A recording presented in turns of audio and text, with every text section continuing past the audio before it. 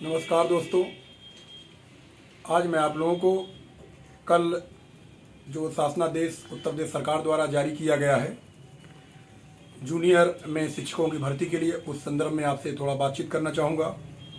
सबसे पहले आप लोगों को बताना चाहूँगा कि कल जो जारी हुआ है वो शासनादेश है, ये कोई विज्ञापन नहीं है। तो शासनादेश अमूमन शासन की ओर से तो छोटा होता है, एक आदेश होता है विभाग के लिए कि आप विज्ञापन जारी करें, लेकिन शासन ने पहले से ही काफ़ी चीज़ें उस शासनादेश में स्पष्ट कर दिया है कि कैसे इन शिक्षकों की भर्ती होगी। तो उसमें कुछ स्थितियां भ्रामक भी हैं जो कई हमारे छात्र बार बार हमें फ़ोन कर पूछ रहे हैं कि ये होगा कि नहीं होगा। तो जो शासनादेश जारी हुआ है और उसके आधार पर हम कुछ चीज़ें आपको क्लियर कर दें, और कुछ चीज़ें वो विज्ञापन आने पर ही क्लियर होंगी, वो पहले से कोई कुछ नहीं कर सकता।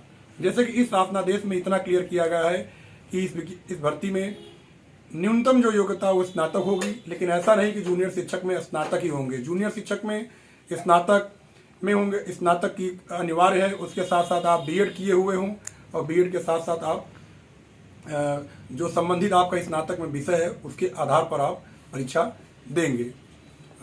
तो सबसे पहले मैं बताना चाहूँगा, इसे मुख्य रूप से दो भागों में विभाजित किया गया है। इनके इस पूरे प्रारूप को जो शासनादेश कल आया है, उसमें पहला जो भाग है उसमें सबके लिए अनिवार्य कर दिया गया है। उसमें जीएस और रीजनिंग, जीएस का में टॉपिक अलग अलग डिवाइड है, आप शासनादेश देखिए उसमें पूरा लिखा हुआ है, और उसमें रीजनिंग भी जोड़ दिया गया है। ये किसी भी विषय से आप देंगे तो सबके लिए फर्स्ट पेपर यानी अनिवार्य है, जो कि 50 प्रश्न का ये पेपर होगा, और ये सभी के लिए अनिवार्य है। दूसरा जो टॉपिक, दूसरा भाग आप देख रहे हैं, इनमें 3 खंड बनाए गए हैं। इन तीनों खंडों में कोई भी एक खंड आपको चुनना होगा, वो आपके स्नातक में लिए गए विषय के आधार पर होगा। अगर आप भाषा के अंतर्गत आते हैं तो भाषा में खंड क में जो टॉपिक दिया गया है वो भाषा का है। अगर आप हिंदी, संस्कृत, अंग्रेजी से अगर आप किसी से एक से जुड़े हैं तो आप भाषा का पेपर देंगे, उससे 100 प्रश्न आएंगे। भाषा में आप हिंदी, संस्कृत, अंग्रेजी कोई भी एक चुन सकते हैं।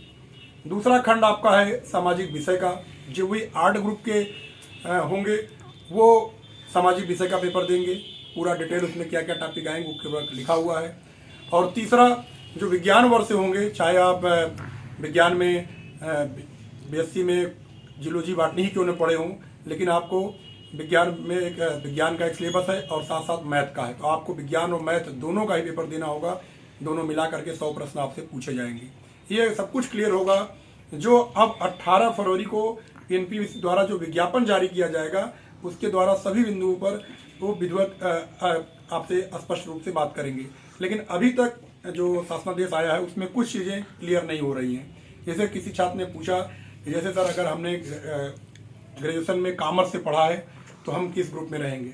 तो ऐसे छात्रों के लिए आप कह सकते हैं कि अभी कुछ नहीं कर सकते। अभी वो इस भर्ती प्रक्रिया में शामिल हो पाएंगे कि नहीं हो पाएंगे, अभी ये कन्फर्म नहीं है। कुछ छात्र ऐसे हैं जिनका ग्रेजुएशन में एजुकेशन है, समाजशास्त्र है, होम साइंस है, वो लोग क्या किस ग्रुप में आएंगे, तो उनके लिए भी अभी हम नहीं कह सकते कि वो लोग इस भर्ती प्रक्रिया में शामिल हो पाएंगे या नहीं हो पाएंगे। ये 18 तारीख को जारी होने वाले विज्ञापन में ही क्लियर होगा। कुछ लोग ऐसे हैं जो सर पूछते हैं कि सर बीटीसी वाले शामिल होंगे कि नहीं। अब ये भी एक बड़ा मुद्दा है कि बीटीसी वाले अभी शामिल होंगे कि नहीं। अभी तो विज्ञापन के आधार पर हम कह सकते हैं कि अभी नहीं शामिल होंगे, क्योंकि अभी बीटीसी वालों को जूनियर टेट देने का अवसर इसके पहले नहीं दिया गया है, और जब उन्हें जूनियर टेट का ही अवसर नहीं मिला है तब वो कैसे इस विज्ञापन भर्ती प्रक्रिया में शामिल हो पाएंगे।